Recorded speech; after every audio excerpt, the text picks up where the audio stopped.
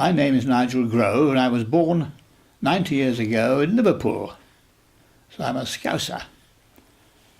But and that was just before the Second World War.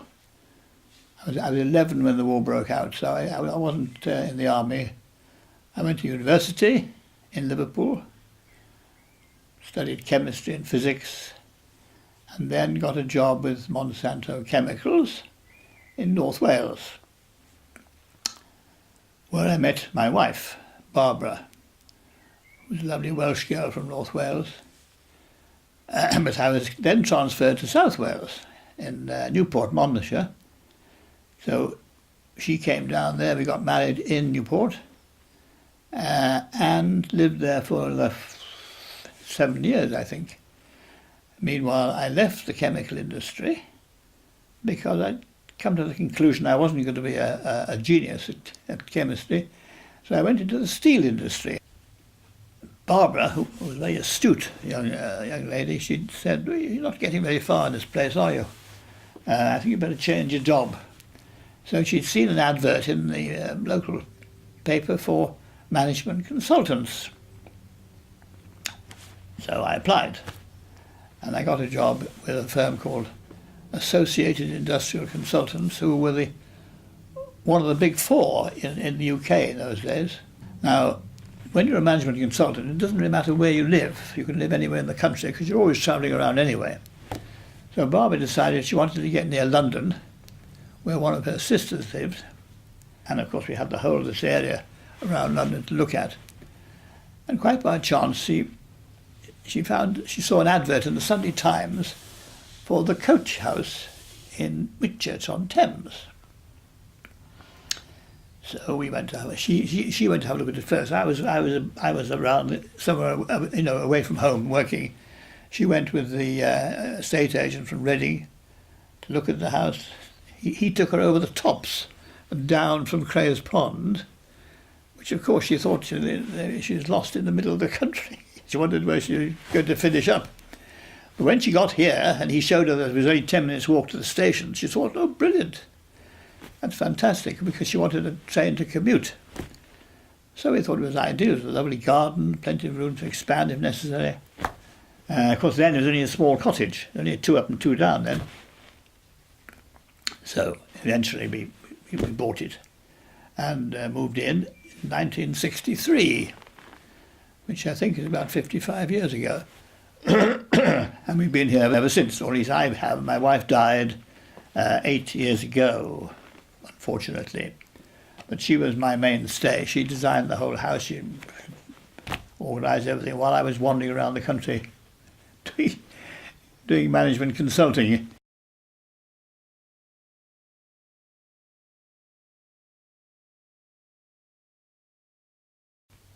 I came back from Kenya, and suddenly we were invited to join a team set up by development consultants to go to Angola and set up an industrial estate in the middle of nowhere. So we had been given this town called Huamba, right in the middle of the country, where we were going to build this industrial estate. We trundled on, but then something happened. In Portugal, there was a rebellion, and that caused a bit of an upset, so that on the streets of Luanda there were chaps with machine guns because they didn't want an insurrection.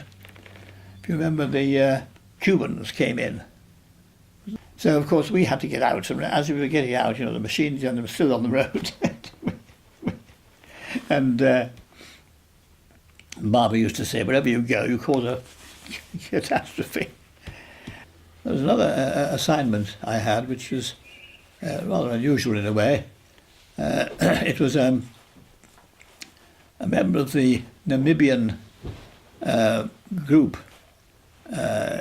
from Windhoek, who were trying to oust the South Africans from Namibia, and he represented a particular faction, and he wanted our support. when he asked us to design a government for the people who took over the country in Windhoek, which was the capital. So I set about designing, quite out at the top of my head, if you like, how I would set up a civil service in an African country which hadn't had one properly before. And I gave various, what I thought were good recommendations. One was not to have all the ministries in the same place, to spread them around the country, to give employment to various people around, and so on. This went down very well, and we were waiting for results. And what should happen one day is my boss came in and told me that my client had been murdered. So the whole assignment sort of fell apart and disappeared. What happened to we were never paid, obviously, for the job, but that was rather interesting to have one's client murdered. Not by me, I hasten to add. While we've been here, the house has been extended considerably, from two down, it's now sort of 3 up and 4 down. And the garden's been redesigned. It's been a lovely place to live. When I retired, of course, I decided, well, Whitchurch is a nice village too. So I joined the Whitchurch Society, eventually becoming the chairman. I was chairman for 10 years.